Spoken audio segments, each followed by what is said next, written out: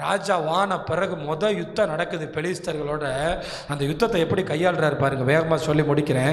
2 Samuel 5ஆம் அதிகாரத்தை எடுத்துக்கிட்டு பாருங்க. அந்த யுத்தத்தில் ரொம்ப பயங்கரமாக எதிரி யுத்தத்தில் நிற்கிறாங்க. 2 சாமுவேல் 5ல் 18ஆம் வசனம் நான் வாசிக்கிறேன். பெலிஸ்தரோ ரெப்பாயின் பள்ளத்தாக்கில் பரவி இருந்தாங்க. பெலிஸ்தருக்கு விரோதமாய் போகலாமா? அவர்களை என் கையில் ஒப்பு கொடுப்பீரா என்று தாவீது கர்த்தரிடத்தில் விசாரித்த போது, கர்த்தர் பெலிஸ்தரை உன் கையில் நிச்சயமாய் ஒப்பு கொடுப்பேன் என்று தாவீதுக்கு சொன்னார். அப்ப சண்டை போட போறாரு ராஜா. ராஜா தானங்க சண்டை போட போறாரு. கர்த்தர்கிட்ட கேட்கணுமா? ராணுவம்லாம் இருக்குல்லங்க. ராஜா தானங்க சண்டை போட போறாரு. அவர் ஏன் கர்த்தர்கிட்ட கேட்டாரு? கிருபைக்கு காத்திருக்காரு. கர்த்தர் பதில் சொல்லாம தாவீது செயல்படவே மாட்டார். கர்த்தர் பதில் சொல்லாம ஸ்டெப் எடுத்து வைக்க கூடாது. சத்தமா ராமேன்னு சொல்லுங்க. நீங்க எப்படி? அதெல்லாம் கேட்க மாட்டோம், நாங்க பாட்டுக்கு செய்வோம். சில அம்மா மாதிரி வீட்டுக்காரன்ட்டே கேட்காது. அவன் ரோட்டில் ஒரு ஃபேனு விற்பான், வீட்டுக்குள்ளே வந்துடுவான். நல்ல ஃபேனு, பயங்கரமான ஃபேனுன்னு சொல்லுவான், ஓரியன்ட் ஃபேனுன்னு சொல்லுவான். ஆமாம், 3000 ரூபா ஃபேனு உங்களுக்காக 1000 ரூபான்னு சொல்லுவான். வீட்டுக்காரன்ட்ட ஃபோன் பண்ணி கேட்டால் கூட சொல்லுவான் அது டூப்ளிகேட்டு. இன்னொரு கதையும் சொல்லுவான், மாதம் 100 ரூபா கட்டினா போதும்னு சொல்லுவான். என்ன? ஆமாம், மாதம் 100 ரூபா கட்டினா போதும், 11 மாதம் கட்டினீங்கன்னா உங்களுக்கு ஃபேன் நீங்கள் இப்போ வாங்கிக்கிறங்க, அப்புறம் கட்டுங்க. உடனே இந்த அம்மா வீட்டுக்காரன்ட்டையும் கேட்காம வாங்கிடும். நான் வீட்டுக்காரன்ட்ட கேட்டு வாங்குறது இல்லை, ஏமாத்து பேரொழிகள் தெருக்களில் என்ன பண்ணிகிட்டு இருக்கான்? சுற்றிட்டு இருக்கான். எந்த ஒரு காரியத்தை செய்யணுன்னாலும் 2 பேரும் கலந்து ஆலோசிங்க. நல்ல பிராண்ட் இருக்குது, நல்லதை போய் வாங்குங்க. அது உங்களுக்கும் உங்கள் சந்ததிக்கு ஆசை. அதுபோல் ஆண்டவருக்கு காத்திருக்கிறதுனா, அவர் கிருபைக்கு காத்திருக்கிறதுனா இதுதான். ஆண்டவரே போகலாமா? எதிரி சூழ்ந்துட்டான், எதிரி பரம்பிட்டான். அடுத்த வசனம் போட்டிருக்கு, தாவீது கர்த்தர் சொல்கிறாரு நீ போகலான்னு சொல்கிறார். தாவீது பாகால் பிராசீமுக்கு அங்கே அவர்களை முறியடித்து தண்ணீர்கள் உடைந்தோடுகிறது போல கர்த்தர் என் சத்துருக்களை எனக்கு முன்பாக உடைத்து ஓட பண்ணினார் என்று சொல்லி அது நிமித்தம் அந்த ஸ்தலத்திற்கு பாகால் பிராசீம் என்று பெயரிட்டான். கரங்களை தட்டி கர்த்தரை மகிமைப்படுத்துங்களா? அல்லேலூயா, அல்லேலூயா. இப்போ தெரியுதா? கர்த்தர்கிட்ட கேட்டு செஞ்சா வரலாறா மாறும், சரித்திரமா மாறும். ஆனா எதிரியை பாருங்க, தண்ணியை அடிச்சு ஓட விட்ட மாதிரி எதிரியை ஓட விட்டாலும் மறுபடியும் எதிரி வந்துட்டான். மறுபடியும் எதிரி உள்ள அங்க பாருங்க. அடுத்த வசனம் எனக்கு ரொம்ப பிடிச்ச வசனம். அங்கே பெலிஸ்தர் தங்கள் விக்கிரகங்களை விட்டு ஓடி போனார்கள், அவைகளை தாவீதும் அவன் மனுஷரும் சுட்டரித்தார்கள். கரங்களை நல்லா தட்டி கர்த்தரை மகிமைப்படுத்துங்க. அல்லேலூயா. ஆமா, நீங்க கிருபைக்கு காத்திருக்கும் போது உங்க வீடு விக்கிரகத்தை விட்டு வெளியேறும், உங்க வீடு ஆசீர்வாதமா மாறும். இங்க கேட்கறதே விக்கிரகாராதகாரன்ட்ட போய் அப்பா ஒரு 1000 ரூபாய் கொடுப்பா கேட்கறதே அவன்கிட்ட தான். ஆண்டவர் அறியாதவன்ட்ட. ஆனால் தாவீது யார்கிட்ட கேட்டா? மறுபடியும் பெலிஸ்தர் யுத்தத்துக்கு வர்றாங்க. 22ஆம் வசனத்தில் ஆண்டவர் அழகா பிளான் கொடுக்குறார். பெலிஸ்தர் திரும்பவும் ரெப்பாயும் பள்ளத்தாக்கில் இறங்கினார். மறுபடியும் தடவை தான் கேட்டாச்சுல கர்த்தர்ட்ட, சொல்லுங்க. தடவை தான் கர்த்தர்ட்ட கேட்டு பெர்மிஷன் வாங்கியாச்சுல, போக வேண்டியதான சண்டைக்கு. பெர்மிஷன் கிராண்டட் தானே. 2வது தடவையும் கர்த்தர்கிட்ட போய் தாவீது விசாரிக்கிறார். தாவீது கர்த்தரிடத்தில் விசாரித்ததற்கு அவர் நீர் நேராய் எப்படி போகாம, ஆமா நேராக போனால் கோபத்தில் இருக்காங்க, அடிபட்ட நாய் மாதிரி இருக்காங்க, பிரிச்சிருவாங்க. நேராக போனீங்க மொத்தமாக தாவீதோட மக்களும் செத்தே போயிடுவாங்க. ஆண்டவர் அவ்வளோ அழகாக திட்டம் பண்ணுறாரு. அந்த முசுக்கொட்டை செடியில் ஒளிஞ்சிருந்துக்க நான் ஒரு காற்றை அனுப்புவேன். காற்றை அனுப்பும்போது அப்படியே சத்தம் கேட்கும்.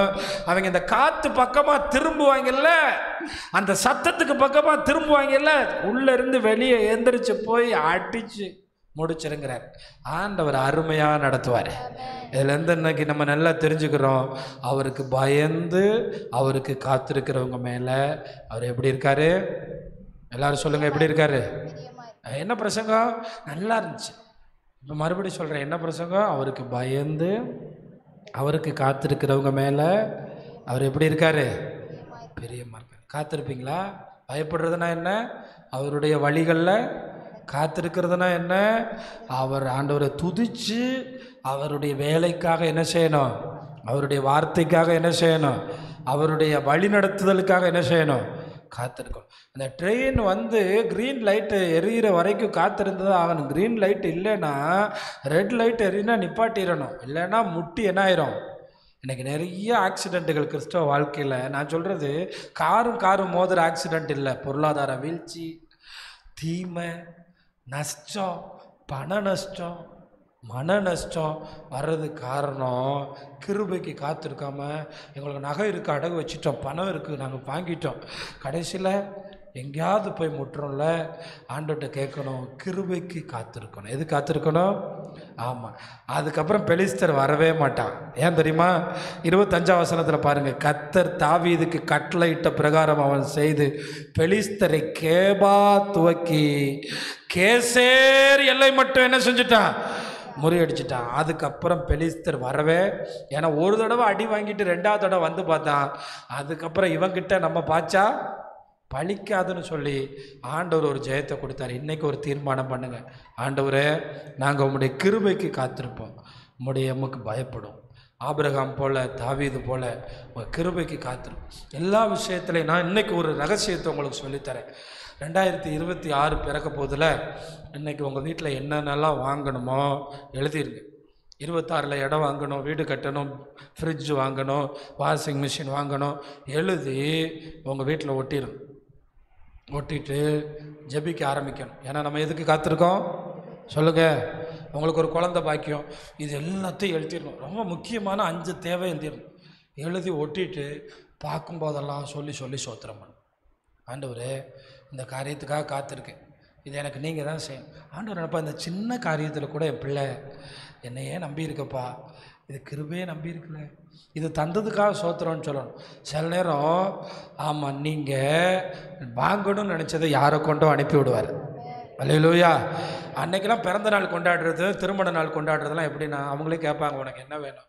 இன்றைக்கி சும்மா ஊருக்கு முன்னாடி கடை வாங்கி ஆடம்பரமாக இருக்கிற காசையும் அழிக்க.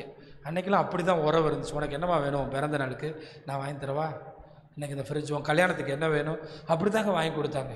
அக்கா சொல்லுவாங்க நான் ஃப்ரிட்ஜ் வாங்கித்தரேன், அண்ணன் சொல்லுவார் நான் இதை வாங்கித்தரேன். இப்படி தான் உறவெல்லாம் இருந்துச்சு, நல்லா இருந்துச்சு.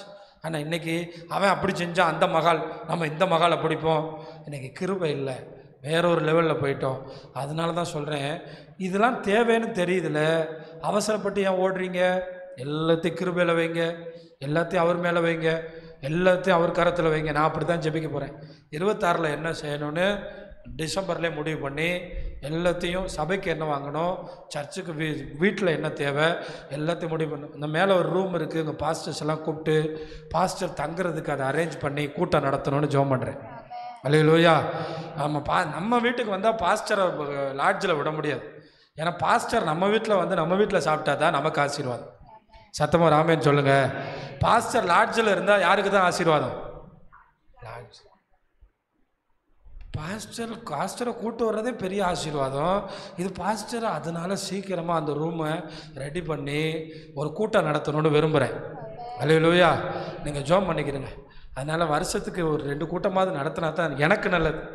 என்ன, ஆண்டவர் சபைக்காக பேசுவார், ஜனத்துக்காக பேசுவார். ஆமாம், அதனால் நீங்கள் எல்லாத்துக்கும் எங்கே தான் நம்பியிருக்கோம்? எல்லாத்துக்கும் கிருபையை தான் என்ன பண்ணுறோம்? நம்ம எல்லாத்துக்கும் நமக்கு கிருபை தான். அப்போ இதிலேருந்து இன்றைக்கி ஒரே வசனம் தான் பேசுகிறேன். அவருக்கு பயந்து அவருக்கு காத்திருக்கிறவர்கள் மேலே அவர். ஆமாம், இன்றைக்கி சொல்லுங்கள், எனக்கு ஆண்டவர் பிரியத்தை நான் சம்பாதிக்கணும், எப்படியாவது காலையில் எழும்பி தாவீது பீடத்தை சுற்றி வருவாராம். ஏன்னா உள்ளே வர முடியாது, வெளியே தான் சுற்றி வருவாராம். சுற்றி என்ன கேட்பாராம்? உமக்கு பிரியமானதை செய்ய நம்முடைய நல்ல ஆவியானவர் செம்மையான. அவர் பிரியம்னா என்ன? இதுதான் பிரியம். அவருக்கு பயந்து அவருக்கு காத்திருந்தா சொல்லுவார், பிரியமானவன், நீ தான் எனக்கு பிரியமானவன். இனிமேல் அவசரப்படக்கூடாது. பிசாசு ஒரு அவசரம் கொடுக்க, பிசாசு ஒரு ஆளுக்கிட்ட பிசாசு இருக்காங்கிறத நீ கண்டுபிடிச்சிங்கன்னா, பார்த்துட்டேன் எனக்கு பிடிச்சிருச்சு வாங்கியே ஆகணும், ஒத்த கால் நிற்பான். ஆனால் ஆண்டவருடைய பிள்ளைங்க பொறுமையாக இருந்து சாதிப்பாங்கங்க. கரங்களை தட்டி கர்த்தரை மகிமைப்படுத்துங்க. அல்லேலூயா. ஆமாம், அவன் போனால் போட்டோம், அவன் 120ல் போகிறான்னா போட்டோம், நாங்கள் வர்றோம், பின்னாடி வரோம், மெதுவாக வரோம். ஆனால் தேவன் எங்களுக்காக நியமித்ததை நாங்கள் அனுபவிப்போம், நாங்கள் பெற்றுக்கொள்வோம், நாங்கள் ஆசீர்வதிக்கப்படுவோம். அதனால் இன்றைக்கி சொல்கிறேன், எதையுமே நம்பாதீங்க. உங்கள் பலத்தை நம்பாதீங்க, உங்கள் நம்பிக்கையை நம்பாதீங்க.